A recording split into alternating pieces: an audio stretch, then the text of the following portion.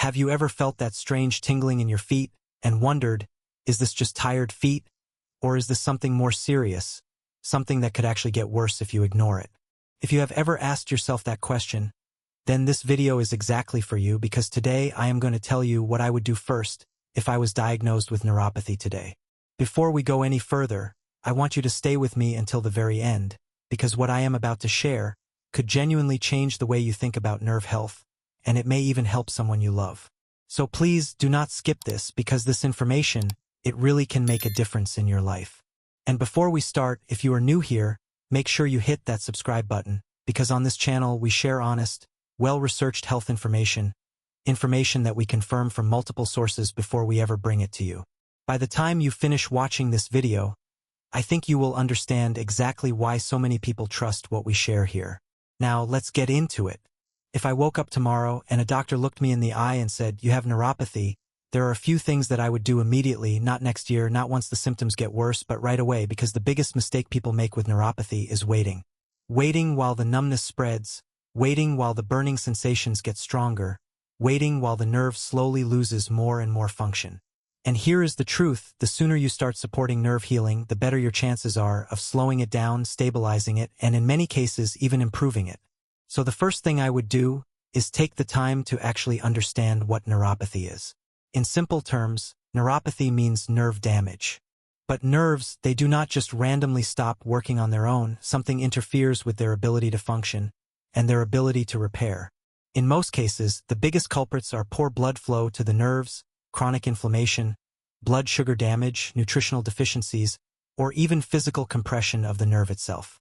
And here is something that most people are never told: peripheral nerves actually have the ability to heal themselves, but only if the environment around that nerve changes. When circulation improves, when inflammation goes down, when the nerve finally gets the nutrients and the stimulation it needs, that is when real healing becomes possible. So the very first thing I would focus on is improving circulation to the nerves. Nerves are incredibly sensitive to blood flow, and research shows that reduced circulation is one of the biggest contributors to nerve degeneration. Your nerves need oxygen, they need nutrients, and they need healthy blood flow just to survive. But so many people with neuropathy have poor circulation in their feet and their hands, and this is especially common among people dealing with diabetes or metabolic issues. Without proper circulation, nerves simply cannot repair themselves. So one of the very first habits I would build every single day is doing things that improve my blood flow, whether that is walking, movement, or therapies that stimulate circulation. Anything that helps deliver more oxygen and nutrients to those nerves, because without blood flow, nothing heals. The second thing I would do is immediately work on controlling inflammation in my body. Chronic inflammation damages nerve tissue. It irritates the protective covering of the nerve, known as the myelin sheath, and over time, that inflammation slows down nerve signaling. That is usually when people start noticing symptoms like burning, numbness, tingling, pins and needles, and even electric-like sensations running through the hands and feet. Reducing inflammation can make a huge difference in nerve function, and some of the biggest drivers of inflammation are processed sugar, refined carbohydrates, poor sleep, chronic stress, and certain nutrient deficiencies. Cleaning up those areas of life can create a much healthier environment for nerve repair. The third thing I would focus on is stabilizing my blood sugar. And here is something important: even if someone is not diabetic, blood sugar spikes can still damage the nerves.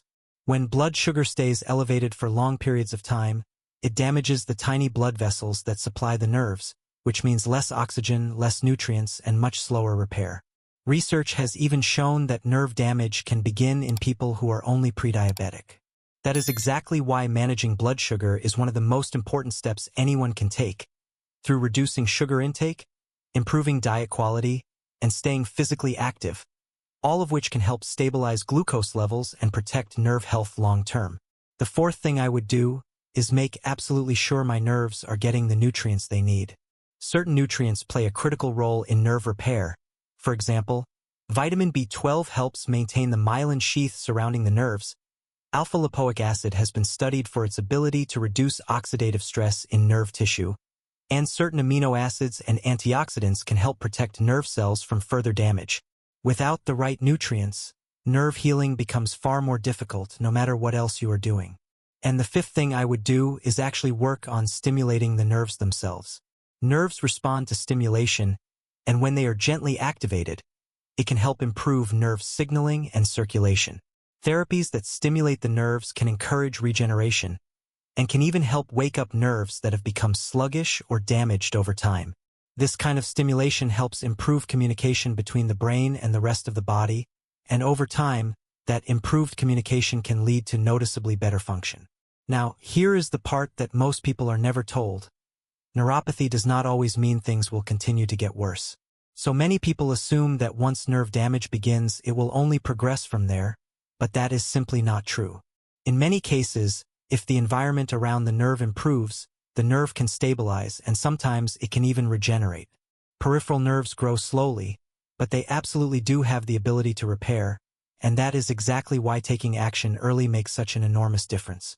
One of the hardest things I hear again and again is people saying, "I wish I had known about this sooner," because so many people live with these symptoms for years before they ever realize that something can actually be done about nerve healing. The earlier someone starts addressing circulation, inflammation, and overall nerve health, the better their outcomes tend to be. So if I was diagnosed with neuropathy today, I would not just focus on masking the symptoms, I would focus on improving the entire environment around the nerve, better circulation, lower inflammation, stable blood sugar, better nutrition, and therapies that genuinely support nerve repair.